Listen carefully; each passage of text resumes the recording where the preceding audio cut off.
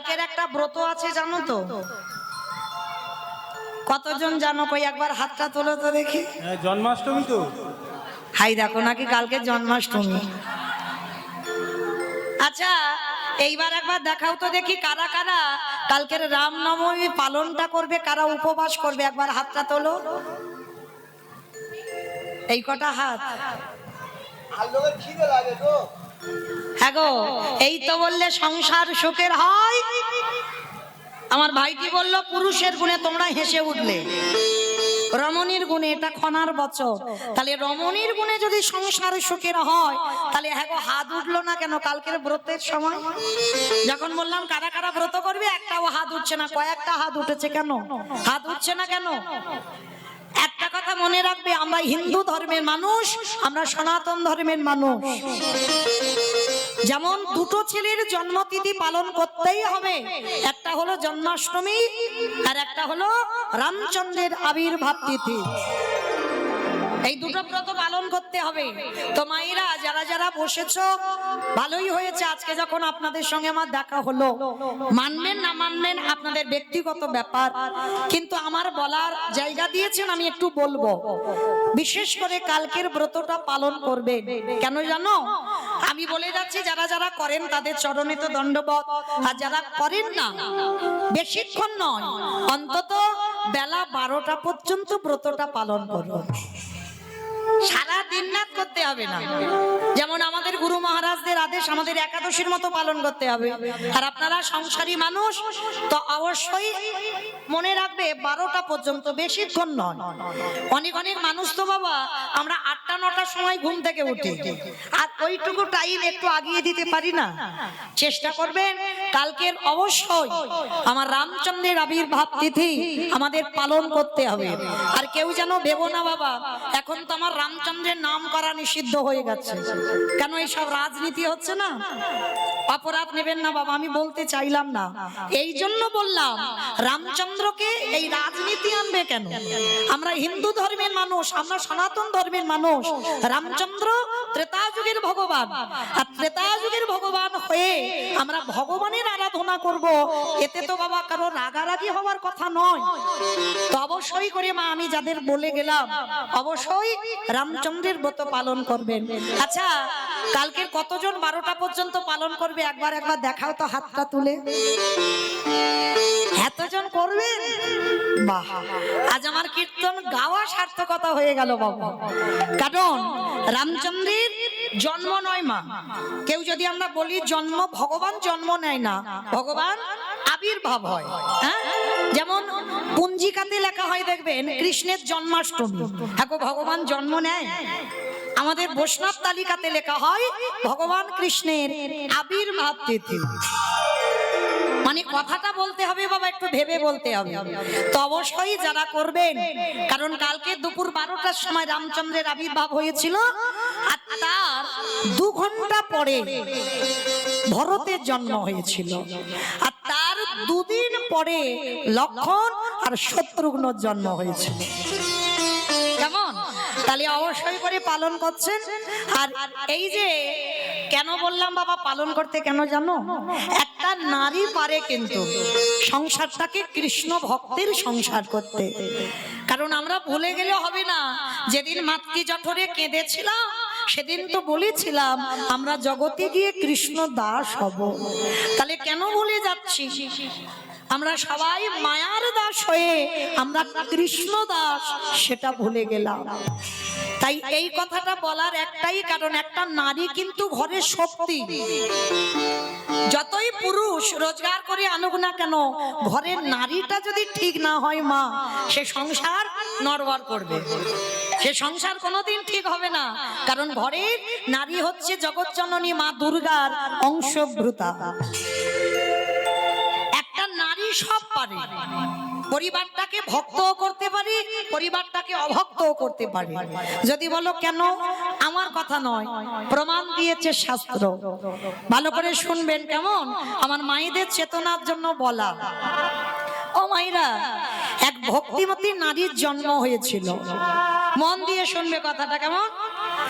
এই নারীটা জন্মের আগে থেকে বাবা এরা প্রসাদ বুঝেছিল। অমাইরা প্রসাদ ভোজি মানে বোঝো তো, যারা ভক্ত হয়েছেন বোঝেন, ভগবানকে দিয়ে খাওয়া। কি গো, ভগবানকে দিয়ে পাচ্ছ তো?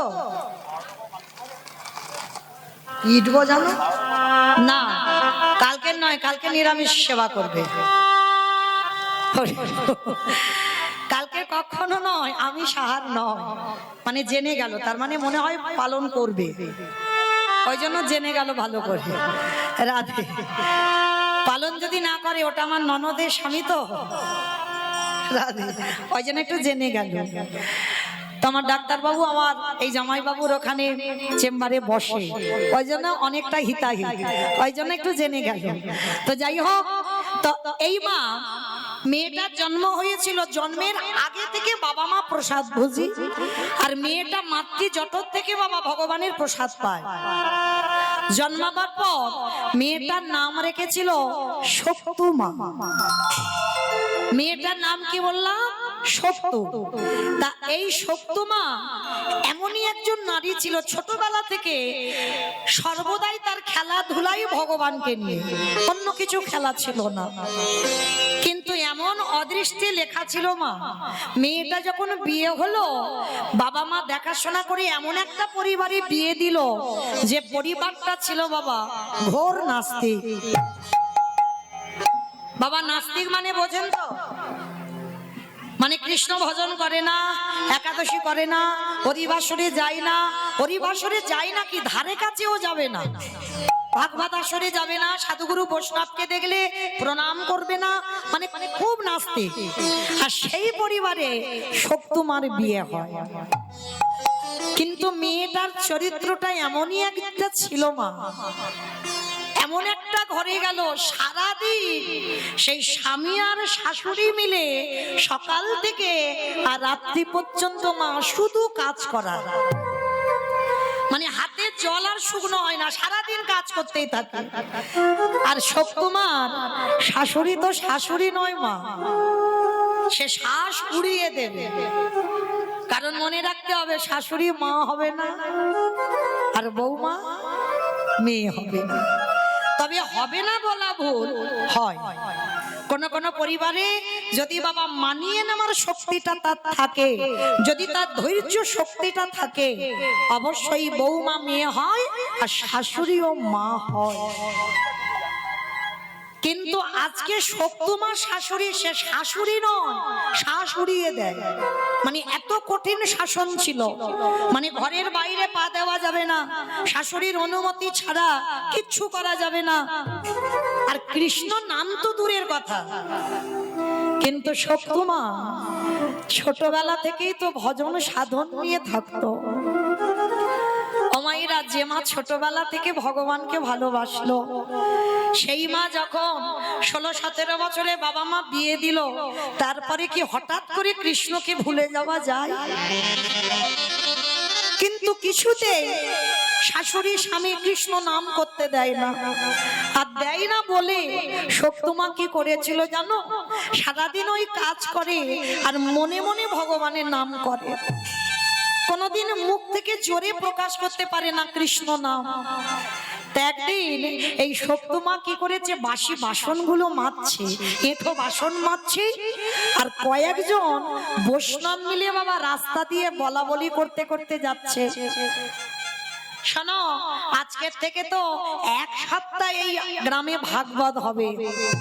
তা আমাদের যাই হোক, অনেক দিনের পরে সৌভাগ্য যে আমরা 1 সপ্তাহ ভাগবত শ্রবণ করতে পারবো। তো রাস্তা দিয়ে গল্প করতে করতে যাচ্ছে, আর সত্যমা কল ধারে বসে এঁঠো বাসন মাজছে, আর বাসন মাজতে মাজতে মার কানে আওয়াজটা গেছে যে আজকে থেকে 1 সপ্তাহ ওদেরই গ্রামে ভাগবত হবে। যেই না কথাটা কানে গেছে, সত্যমা মনে মনে ভাবছে, যাই আজকের আমার শাশুড়ি মার কাছ থেকে আমি একটু অনুমতি চাইবো। কতদিন হয়ে গেল আমি গীতা পাঠ করি না, কতদিন হয়ে গেল আমি সাধু সঙ্গ করি না, কতদিন হয়ে গেল আমি ভাগবত আসরেও যাই না, আজকে আমার শাশুড়ি মার কাছ থেকে অনুমতি নিয়ে আমি একটু ভাগবত শুনতে যাব। তা তাড়াতাড়ি সত্যমা কি করেছে, যা যা কাজ ছিল শাশুড়ি মা দিয়েছে সব কাজ সেরে নিয়েছে। আর সব কাজ সেরে নিয়ে শাশুড়ি মার কাছে মাথায় কাপড়টা দিয়ে গলদেশে বসানে দিয়ে শাশুড়ি মার কাছে হাত জড়ো করে বলছে, মা আমা একটা কথা বলবো। কি কথা? ভালো করে শোনেন মা। বৌমা কেমন ভাবে কথা বললো আর শাশুড়ির কথাটা দেখো। আর আজকে থেকে আমরা মা ছেলে দুজনে কথা দিলাম, কৃষ্ণ চরণ ছাড়া আর জগতে আমরা কিছু ভাববো না। নিতাই গৌর প্রেমানন্দে। কি গো, যেই না শাশুড়ি স্বামী দেখলো মীরার মতো সত্যমা গিরিধারীর পাশে, কি গো মায়েরা হয় না? কলি যুগেও হয়। ভালোবাসার মতো যদি বাঁচতে পারো, ডাকার মতো যদি ডাকতে পারো, তাহলে ভগবানও মীরার মতো তোমার পাশেই এসে দাঁড়াবে। শুধু রাধারানীর একার তো প্রাণনাথ নয়, মীরারও গিরিধর ছিল। আর এই প্রেমটার নাম হচ্ছে মধুর প্রেম। স্বামী ছিল, সংসার ছিল, শাশুড়ি ননদি সব ছিল, কিন্তু স্বামীর জায়গাটাতে রেখে দিয়েছিল গিরিধরকে, মীরাবাই। তো এই মীরা বাইজি কিন্তু নয় মা। এই মীরার কথা আমরা বলছি, অনেকে বলে মীরা বাইজি না, মীরা বাইজি কখনো নয়। মীরা ভজনের সাধিকা। মীরার মুখের ভজন শুনবে বলে মুসলমান আকবর এসেছিল। আর এসে বাবা ছদ্মবেশে, মানে হিন্দুদের মতো সেজে এসেছিল। কারণ মীরা যখন ওই ভজন করতে বসতো, আর ভজন করতে যখন বসতো এত সুন্দর কণ্ঠ, মুসলমান ছুটে এসেছিল। কিন্তু মুসলমান তো মন্দিরে ঢুকতে পারবে না, সাধুর বেশ ধরে এসেছিল। আর গান শুনে যখন ভালো লাগলো, আকবরের গলা থেকে স্বর্ণহার, আকবরের নাম লেখা লকেট ছিল, সেইটা সমেত মীরার গলায় দিল। ও মামা, এতদিন বিয়ে হয়েছে আমি তো তোমার কাছে কিচ্ছুটি বলিনি কোনোদিন। ওমা, আজকে থেকে আমাদের এই গ্রামে এক সপ্তাহ ভাগবত হবে। মা, কতদিন হয়ে গেল আমি গীতা ভাগবত কিচ্ছু শ্রবণ করিনি। ওমা, আমি যা যা কাজ আমি সব করে রেখেছি। ও মামা, তুমি আমার একটু অনুমতি দাও না, আমি একটু ভাগবত শুনতে যাব। যেই না বৌমা বলা, শাশুড়ি মা বলে বলেন, অপদার্থ, তোর এত বড় স্পর্ধা, তুই আমার বাড়ির বউ হয়ে তুই ভাগবত শুনে যাবি? এটা কখনো হতে পারে না। আর দাঁড়া, তোর যখন মনে এই ভাবনাটা এসেছে, আমি এক্ষুনি আমার ছেলেকে বলবো। সত্যমায়ের স্বামীকে যাই না বলল, শাশুড়ি আর স্বামী দুজনে মিলে সত্যমাকে বেত্রাঘাত করছে। দূর হয়ে যা, বেরিয়ে যা, দূর হয়ে যা। গিরিধর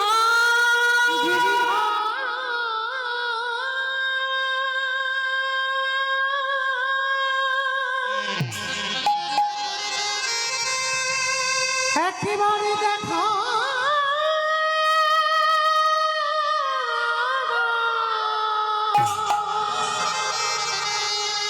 ওগো তুমি নাকি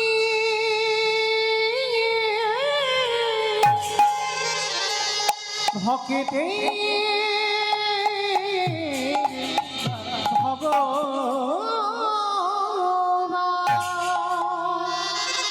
এত মারা মেরেছে সত্যমাকে, সারা শরীর থেকে রক্ত ঝরে ঝরে মাটিতে পড়ছে।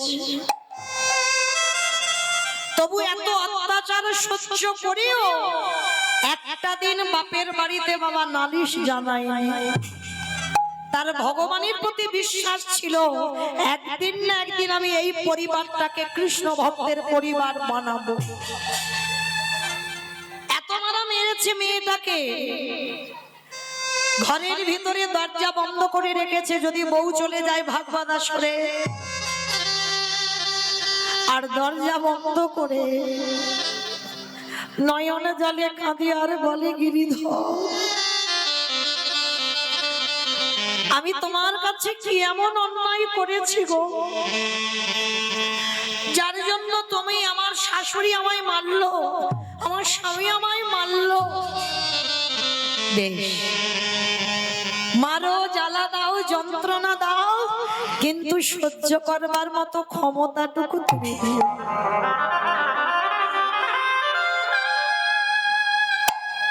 সপ্তমা রাতের অন্ধকারে বসে বসে কাঁদছে। আর মনে রেখো মা, যদি ঠিক ঠিক তোমার চোখের জলে যেদিন ভগবানের কাছে যাবে,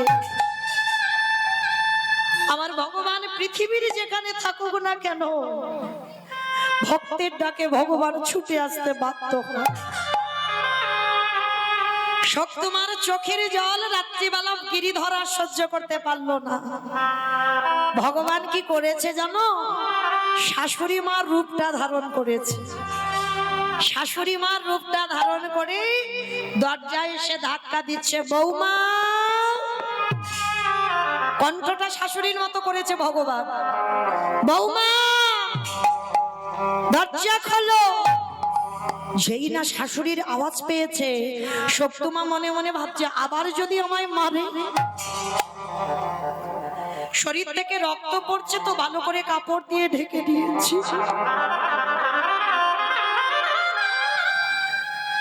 দরজা খুলে দিয়েছে। আর দরজা খুলে দিতে ভগবান শাশুড়ি সেজে সপ্তমায়ের মাথাতে সবে হাতটা বুলিয়েছে।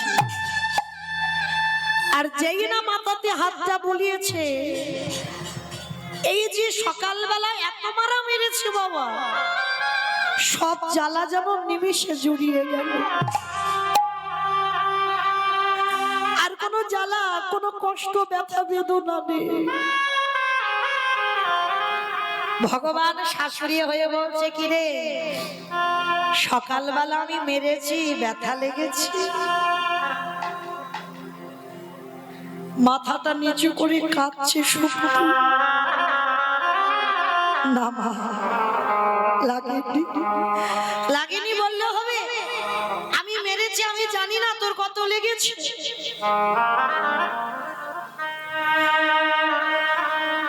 ভগবান শাশুড়ি হয়ে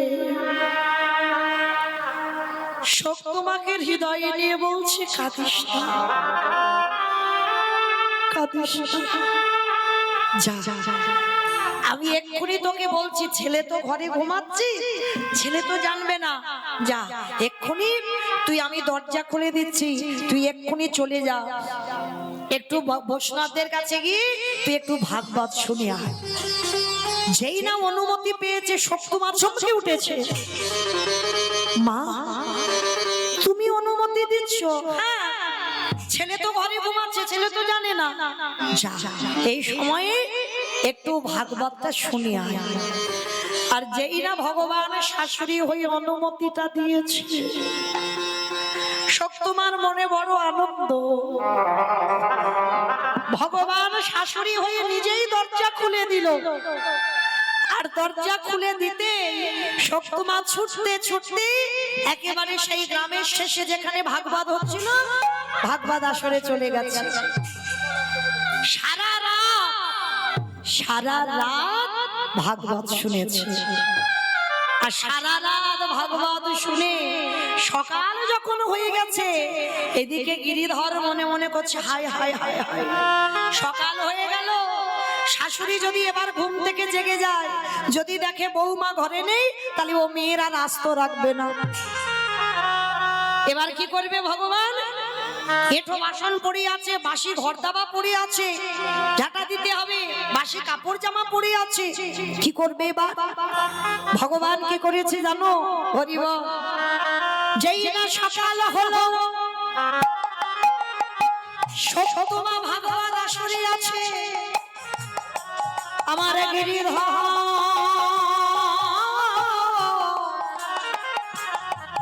ওই সপ্তমায়ের হয়ে এঁঠো বাসন ভগবান নিজের হাতে ধুয়ে মেজে দিল। ওছে ভক্ত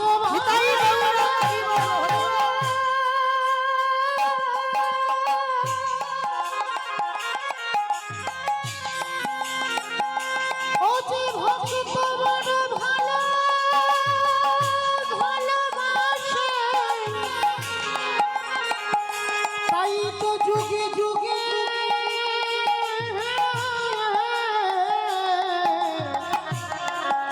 ভক্তের কাছে ছুটে আসে। সকাল হয়ে গেল, গিরিধর সব কাজ ছেড়ে রেখেছে, আর এদিকে শক্তিমাকে শাশুড়ি মা হয়ে তো বলে দিয়েছিল ভগবান, যা ভাগবত শুনে আসবার সময় আমার প্রসাদী নিয়ে আসবে। আর শক্তিমা ওই প্রসাদীটা নিতেই বাবা সকাল হয়ে গেছে। আর ওই সকালে যেই না হয়েছে, শক্তিমা ছুটতে ছুটতে বাড়িতে আসছে, আর এদিকে শাশুড়ি মা সকালবেলা গিয়ে দেখছে বৌমার দরজা খোলা। ছি ছি ছি ছি ছি ছি ছি। আমার অনুমতি ছাড়া ও মেয়ে ভাগবত আসরে চলে গেল। ছেলেকে রেখেছে, ছেলেকে সব নালিশ জানালো। বৌমা ঘরে ঢুকলেই ওকে আবার মারবে। ভগবানের লীলাটা দেখেন কেমন। মা শাশুড়ি মা বেতের বাড়ি নিয়ে দরজার ধারে বসে আছে, আর এদিকে শক্তিমা তো জানে না, সে তো শাশুড়ির অনুমতি নিয়ে গেছে। সে কি জানে যে ভগবান শাশুড়ি হয়েছিল? সে তো ধরতে পারেনি, চিনতে পারেনি। এইবার যেই না দরজায় এসেছে, আর এসেই প্রথমে শাশুড়ি মাকে প্রণাম করে প্রসাদীটা নিয়ে বলছে, ও মা, মা জানো আজ আমি সারা রাত খুব কীর্তন শুনেছি, অনেক নেচেছি, অনেক গেয়েছি, অনেক সাধুগুরু বৈষ্ণবদের সঙ্গ করেছি। আর মা তুমি বলেছিলে না তোমার জন্য প্রসাদী আনতে, ওই জন্য একটু দেরি হয়ে গেল। এই নাও তোমার জন্য আমি প্রসাদী এনেছি।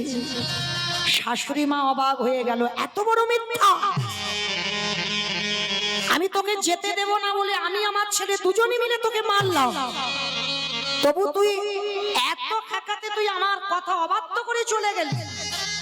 মা এটা কি বলছো? তুমি তো আমাকে অনুমতি দিয়েছো, তোমার অনুমতি পেয়ে তো তবে আমি গেছি। মিথ্যা কথা, আমি তোকে অনুমতি দিইনি। এইবার ছেলে এসে বলছে, তবে রে পাপিষ্ঠা নারী, সারা রাত গিয়ে ওই ভাগবত আসরে নেচেছিস, গেয়েছিস, দেখাচ্ছি তোর মজা। শাশুড়ি স্বামী দুজনে মিলে আবার সকালবেলা বেত্রাঘাত, বেরিয়ে যা, দূর হয়ে যা, বেরিয়ে যা। গিরিধার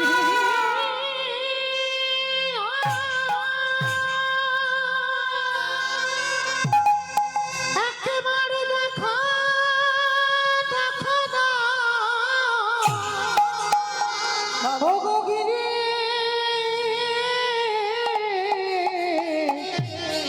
গিরি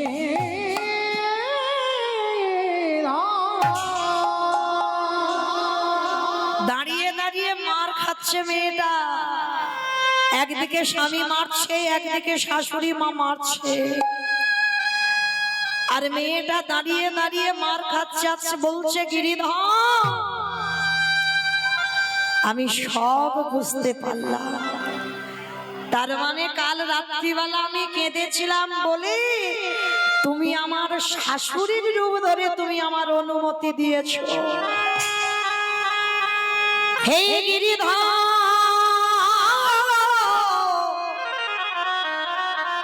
সেই যদি তুমি আমায় দর্শন দিলে, একেবারে কৃপা করে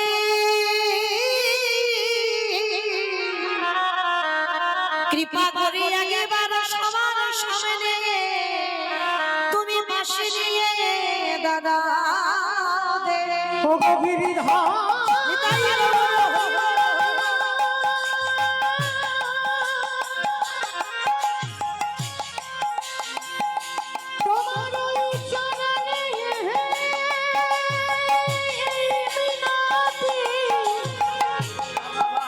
একেবারে বসিল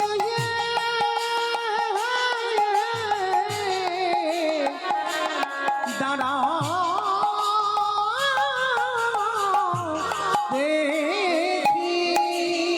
সকালবেলা শাশুড়ি মা বৌমার চুলের মুষ্টিটাকে ধরেছে। এই মেয়ে, এঠো বাসনগুলো কে মাজবে, কাপড় জামা কে ধোবে, বাসি ঘর বাড়ি কে পরিষ্কার করবে? চুলের মুষ্টিটা ধরে যেই না যেখানে কল ধারে এঠো বাসন থাকে, যেই না চুলের মুষ্টিটা ধরে নিয়ে গেল, গিয়ে দেখলো মা এঁঠো বাসন পড়ে নাই, সেই বাসনে যেন কে মেজে ধুয়ে পরিষ্কার করে রেখেছে। ঘর বাড়ি বিছানা পরিষ্কার, জামা কাপড় ধুয়ে মেলে দিয়েছে, ঘর বাড়ি মুছে দিয়েছে। শাশুড়ি মা চমকে উঠেছে, এটা কি করে হয়, এটা কি করে সম্ভব? আমি তো কাজ করিনি, আমার ছেলে করেনি, তাহলে করলো কে? আর জানতে বাকি হয় মা কাজগুলো কে করতে পারে। সত্যমা বসে বসে কাঁদছে আর বলছে, গিরিধর তুমি আমাকে মার খাইয়েছো, খাওয়া আমার এতটুকু কষ্ট নাই, কিন্তু সেই যখন তুমি এই বাড়িতে এসেছো, তাহলে আমার শাশুড়িকে কৃপা করো, একবার আমার স্বামীর মন মতি যেন তোমার রাতুল চরণে চলে যায়। কি গো, যে স্বামী নাস্তিক, যে শাশুড়ি নাস্তিক ছিল, তাদের আজকের দুর্দশা কেমন দেখো। প্রভু তুমি যদি মনে করো পৃথিবীটাকে একটা সেকেন্ডে লয় প্রলয় করে দিতে পারো, তোমার ইচ্ছাতে মরা গাছে ফুল ফোটে, তোমার ইচ্ছাতে শুকনো গাঙে উজান বয়, তাহলে তুমি যদি মনে করো আমার পরিবারটাকে তুমি কৃষ্ণ ভক্তের পরিবার করতে পারো না, এরা তো তোমায় ভালোবাসে না, তাহলে এমন কিছু করো যাতে এরা আজকে থেকে তোমায় সাক্ষাতে দেখে ভালোবাসে। গিরিধর মনে মনে চিন্তা করলো, আর মেয়েটাকে কষ্ট দেব না। এইবারে বাঁকা করে বাঁকা হাতে আমার কালো শশী ওই তোমার শ্বশুর ঘরে এসে মোরে হাতে নিয়ে দাঁড়ায়েছে। হচ্ছে ভক্ত ভক্ত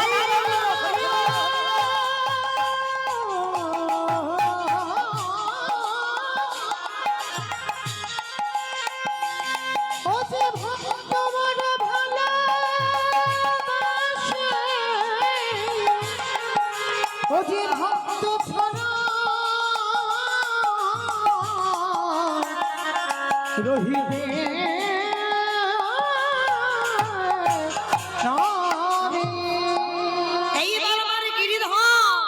সপ্তু মায়ের পাশে গিয়ে মাসিটা ধরে দাঁড়িয়েছে। ঠিক যেমন মীরার গিরিধর ছিল, সেইভাবে যেই না দাঁড়িয়েছে, শাশুড়ি স্বামী দর্শন করে চমকে উঠেছে। এটা কি করে সম্ভব? আমরা জানতাম আমাদের বৌমা কৃষ্ণ ভজন করে, কিন্তু এমন সাধিকা আমরা জানতাম না। শাশুড়ি স্বামী দুজনেই চরণে আছা রেখে বলল, বৌমা ক্ষমা করে দাও, আমি চিনতে পারিনি তুমি আমার ঘরে কে। স্বামী করজোর করে বলল, সত্যু আমি এতদিন তোমার উপরে অনেক অত্যাচার করলাম, তুমি কৃপা করে আমায় ক্ষমা করে দিও। স্বামী তেরে বংশী কানহাইয়া তেরে বংশী পুকারে রাধা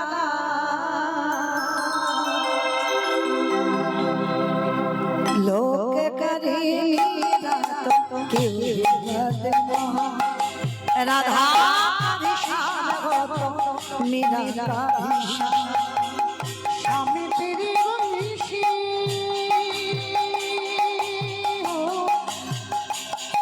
कन्हैया तेरे वंशी पुकारे राधा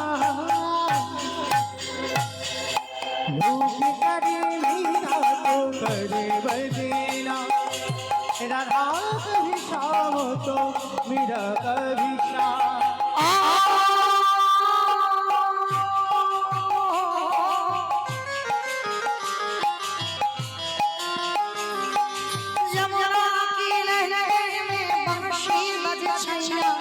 जिसको भला है उसका कोई नहीं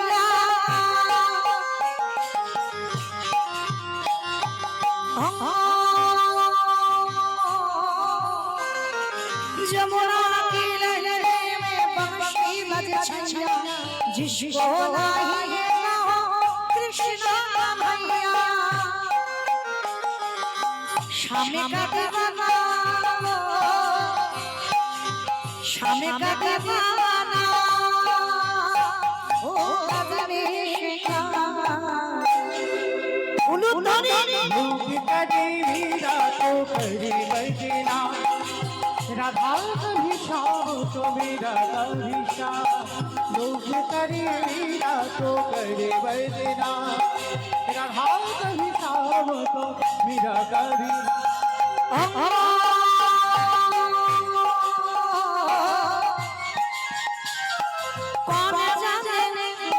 कौन जाने भाषियों किसको बुलाया जिसको मन भाई वो उसका बुलाया